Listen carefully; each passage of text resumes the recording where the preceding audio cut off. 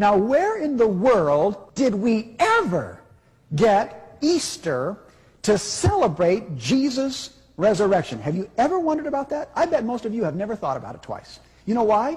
Because everybody's always done it. Your mommy and daddy did it. Their parents did it. Grandma and grandpa did it. Great-grandparents did it. You do it because everybody else has done it all your life. You just kind of go along because everybody else has done it, right? All right. But where did it come from? Did the thought ever cross your mind? First of all, let me make a statement here that's going to blow your mind. Do you know that Easter Sunday cannot possibly be the day of the resurrection? You know why? Easter never falls on the same date year to year, right? It can't be the day of Jesus' resurrection. I'll tell you why. Look at the screen here. For example, let's go back 5 or 6 years. In 1996, Easter came on April the 7th. That's when you all celebrated it. The next year, 1997, it came on March the 30th. The next year, 1998, it came on April the 12th. Last year, it came on April the 3rd. This year, it's going to come on April the 23rd. So how can you have a difference from April the 23rd clear back to March 30th? That's a difference of 23 days. How does that happen? I'll tell you how it happens. Easter is not regulated by a date. Easter is regulated by the solar system. You know why? Easter always comes the first Sunday after the first full moon, after the equinox, when days and nights are equal length. You never knew that, did you? Isn't that amazing?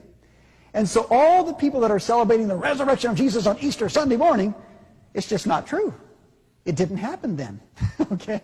But anyway, the question is, how did we ever get Easter on the first Sunday after the first full moon after the equinox? Did you ever wonder about that?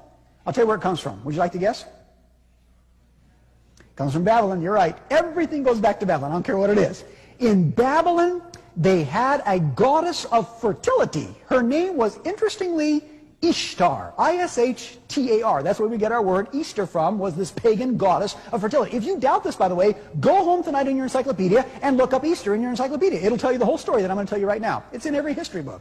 And what they did, this goddess of fertility called Ishtar, they worshipped her in the springtime. You know why? Because everything was coming to life. And she was the one that caused all life and everything to grow anyway. So they thought she got very active in the springtime. So they honored her always on the first Sunday after the first full moon, after the equinox. That was Ishtar's day, because she was the goddess of fertility, the goddess of reproduction. And you know what happens, folks? They took that then, and they celebrated this day of her in her honor, and so did Medo-Persia, and so did Greece. In fact, Greece had her under another name called Venus. You ever heard of Venus before? That's Ishtar in Babylon, the same thing. And then you go to Rome, and Rome had this, and folks, the same thing. You come to Constantine. Constantine, about 300 years after Jesus, says, hey, we got all these pagans out here, and they're worshiping Ishtar on the first Sunday after the first full moon after equinox. You know what? Jesus rose from the tomb in the springtime. It was Passover time and so on.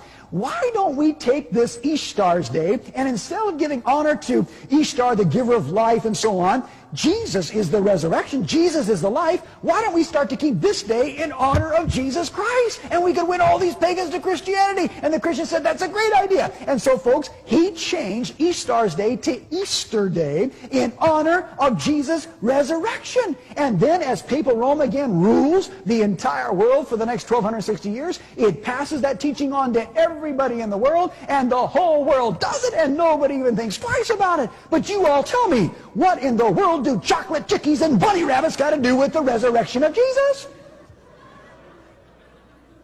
Amen?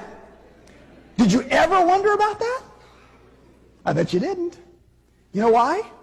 You've done it all your life. Everybody does it. But you know where it comes from? Make a guess. Babylon is right. Because, folks, in Babylon, they worshipped the egg on Easter's day, because an egg is a symbol of fertility. Not only that, they worship bunny rabbits on Easter's day. You know why? Because bunny rabbits are the most prolific reproducers in the world. I know. I grew up on a ranch. We had lots of rabbits. All rabbits do is make love and have babies. Isn't that right? Yeah. And so, honestly, they worship the rabbit. And we still have that today, all the way back from Babylon. Amazing, isn't it? But now, folks, I want to ask you another question here tonight. I want you to think with me, because you're intelligent people. If things like Christmas and Easter, coming straight from pagan Babylon, have made their way into our world tonight and been Christianized, and everybody just does it because everybody else does it, My question to you is this. Don't you suppose that there might be some other things also?